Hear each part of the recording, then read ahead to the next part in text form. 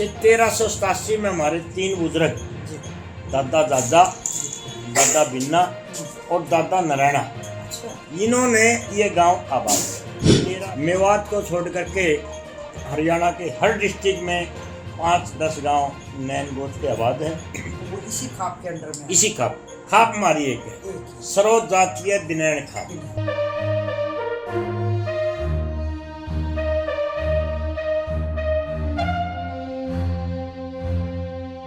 नमस्कार दर्शकों का स्वागत है। मैं हूं सारिका। मैं भाई पूरे हरियाणा में घूमती रहती हूं, लेकिन नरवाना के दिनोदा गांव में मैं आज पहली बार आई। बहुत ही ऐतिहासिक गांव है और बहुत प्यारी और मीठी बोली है जिसको हम बांगर बोलते हैं।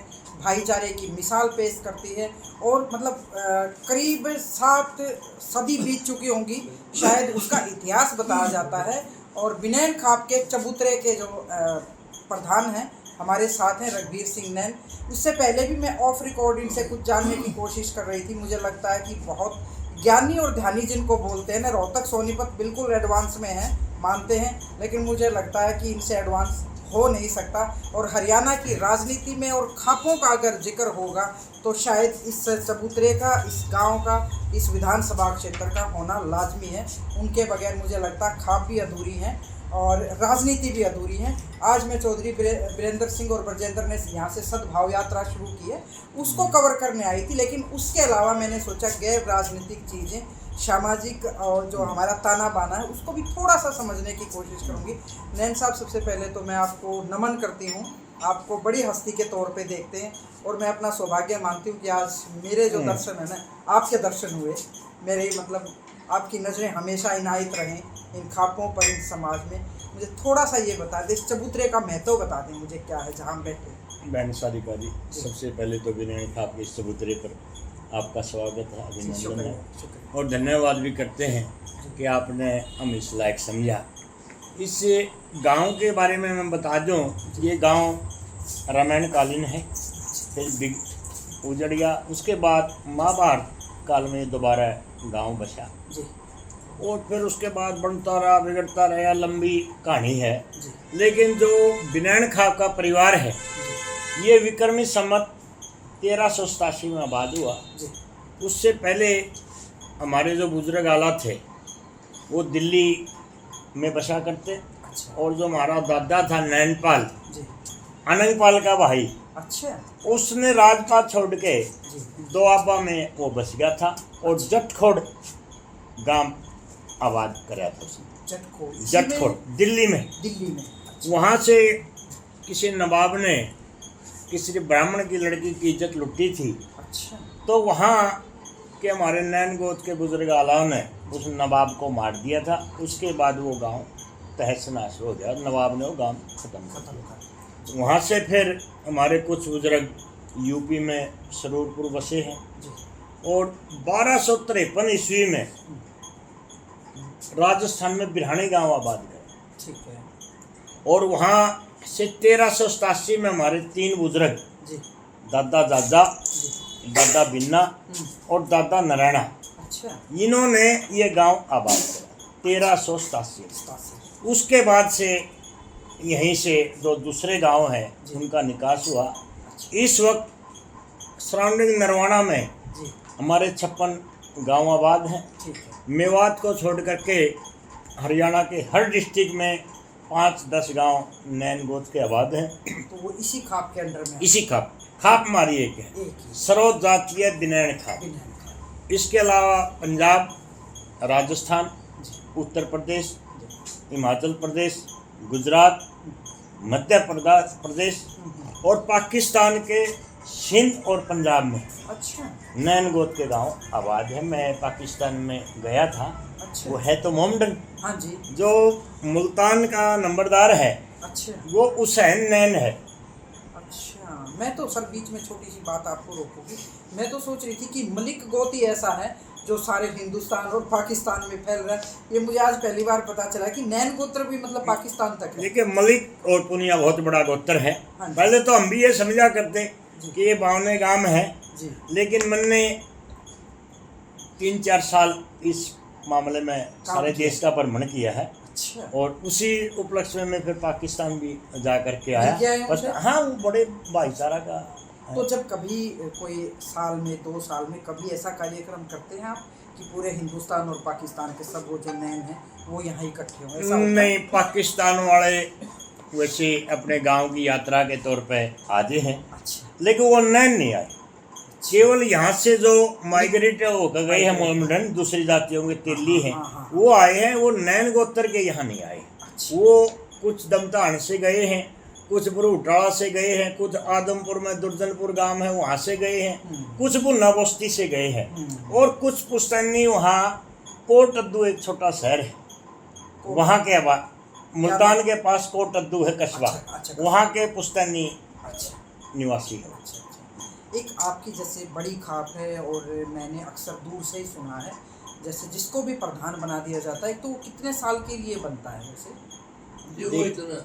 देखिए, ये हमारा एक सामाजिक भाईचारा है। हाँ जी। अभी तक तो हमारी ये परंपरा रही है, हाँ जी। जो एक बार प्रधान बन गया अच्छा। वो आजीवन प्रधान है। 1982 में मेरे पिताजी प्रधान बने थे बिनानी खाप के टेकराम जी, अच्छा। और उन्होंने एक संविधान बना दिया था जी। कि हर 5 साल के बाद ठीक है। प्रधान का मनोनयन होगा नए सिरे से। ठीक है। लेकिन उन्होंने जब तक वो जीवित रहे जी। उन्होंने इस्तीफा दिया। फिर जो नफे सिंह जी बन गए, उन्होंने भी रिजाइन करने की कोशिश करी, लेकिन खाप ने ये एक फैसला कर दिया कि जब तेरे में को कमी आ जाएगी हम आपको इस पद से हटा देंगे, लेकिन जब तक वो दिक्कत नहीं इतने जीव है इतने प्रधान। ये तो एक तरह से जैसे मलिक के खाप में दादा लाई सा चलता है। नहीं, दादा लाई तो नहीं ऐसा हम नहीं कह है? सकते। यूपी का यदि आप देखो, हाँ जी। वहाँ दादा लाई प्रधान बनते हैं। हाँ जी। यहाँ लोकतांत्रिक व्यवस्था है। अच्छा। पहले दादा शिवराम प्रधान थे, अच्छा। वो बड़े काबिल थे। उनके सुपुत्र भी दादा कन्हैया वो प्रधान बन गए। ठीक है। लेकिन फिर एक दूसरे परिवार में से प्रधान बने हजारी लाल जी। फिर एक और परिवार में से आज प्रधान बने मोहम्मद राम जी। उसके बाद टेकराम जी। उसके बाद तो नफे सिंह जी। उसके बाद मेरा, यानी लोकतांत्रिक तरीके से बनती है, ना कि दादा लाई। दादा लाई ने ये नहीं कि यदि मान ले किसी का लड़का योग्य है भाई उसको इस करके नहीं प्रधान बना दे, उसका लामरन नहीं, कोई भी बन सकता है। ठीक है। और यही एक और मैं आपको वही पूछना चाहूँगा, मैं पहले बता दूँ, कहने की सर्वजातीय खाप नहीं है। हम दावे के साथ ये बात कहे हैं कि हमारी खाप सर्वजातीय बिनानी खाप है। हमारी खाप में मुसलमान भी कार्य करने के मेंबर हैं। अच्छा। हमारी खाप में दिल्ली दो बिनाई बिनानी खाप के मेंबर हैं। वाल्मीकि हमारी खाप में मेंबर हैं। अच्छा। छिंबी हमारी खाप में, यानी बिनानी खाप के एरिया में रहने वाली किसी भी जाति धर्म का आदमी बिनानी खाप का सदस्य पदाधिकारी है। अब भी मैं रजिस्टर ले नहीं रहा, आपको दिखा देता। हर जाति का पदाधिकारी है मेरी खाप। सर, जो ये चबूतरा इतना बड़ा बना रखा है, ये कितने सालों पुराना? ये इससे पहले आदिकाल जब 1387 में ये गांव आबाद हुआ, इस खाप का गठन हुआ, यही चबूतरा हुआ करता था पहले। लेकिन वो कच्चा डला का हुआ करता। 1967 में इससे थोड़ा हटके हमने एक नया चबूतरा बना दिया। तो प्रदेश में सबसे पुराना लगता है मुझे। हाँ, 19 और उसके बाद 1995 में ये नया चबूतरा आबाद हुआ। 1995 में शुरू हुआ और 2001 में इसका मतलब जगह यही थी। जगह यही थी। सर, और तो ये इतना ही काफ़ी है क्योंकि लंबी हो जाएगी। मुझे एक दिन स्पेशल आना पड़ेगा, और मैं मतलब आज इतनी खुश हूँ कि मुझे नरवाना में आने का मौका मिला। सर, मैंने दूर दूर से सुना था कि भाई बिनानी खाप का चबूतरा, सारे फैसले वहीं से होती है, हरियाणा की राजनीति का केंद्र बिंदु है। तो आज मुझे भी यहाँ बैठकर प्रधान जी के सामने बात करने का मौका मिला। मैं इससे बेहतर अपने आप को मतलब सर मैं क्या बताऊँ, आज बहुत खुश हूँ। आपका बहुत बहुत शुक्रिया आपकी इस जानकारी के लिए। थोड़ी बात रहेगी, मैं एक दिन सर फिर आऊँगी क्योंकि आज एक और बता पहले जो प्रधान थे वो राष्ट्रीय सर्वखाप। मैं वही बताना चाहूँगा मेरे बीच में। अब ये की घोषणा लगभग तय है, राष्ट्रीय सर्वखाप के प्रधान भी। विनयन खाप के जो पहले प्रधान थे चौधरी नफे सिंह जी, जी जी उनको फिर सारे हिंदुस्तान की खापों ने हिंदुस्तान का। राष्ट्रीय अध्यक्ष बना दिया। ठीक है। ये उनके सपुत्र है ईश्वर जी। अच्छा, और किसान कांग्रेस के इनका नाम सुना मैंने। हाँ ईश्वर नारायण जी। प्रदेश किसान कांग्रेस के प्रदेश अध्यक्ष है, सुरजावा के राइट है। सर लड्डू खा लो, आप राष्ट्रीय अध्यक्ष बनने वाले हमारी तरफ से।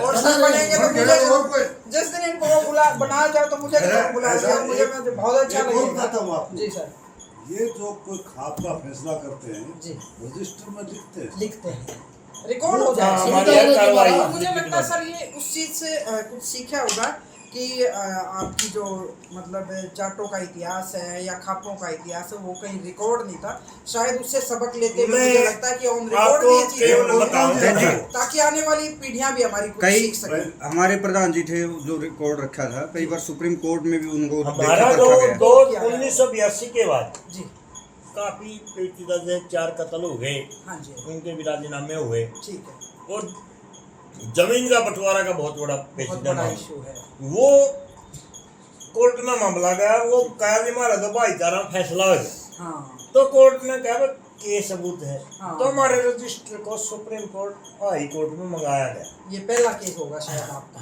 लेकिन दुर्भाग्य है कि हमारा रजिस्टर अब रहा गुम नहीं। हो गया। कोई आदमी लेगा पीएचडी करने के लिए। इस तरह की जो सामाजिक ताना बाना है ना, जिसको अभी ब्रजेंद्र बोल रहे थे कि नफरत की भेंट चढ़ गया है, उस नफरत को मिटाने के लिए मुझे लगता है कि इस चबूतरे से और इस चबूतरे से जुड़े लोगों से बेहतर कोई जान नहीं सकता और बता नहीं सकता। और बहुत बड़ा उदाहरण पेश किया इन्होंने। मैं फिर किसी दिन इस एरिया में आके फिर कुछ और समझने की कोशिश करूँगी। बहुत बहुत शुक्रिया, नमस्कार।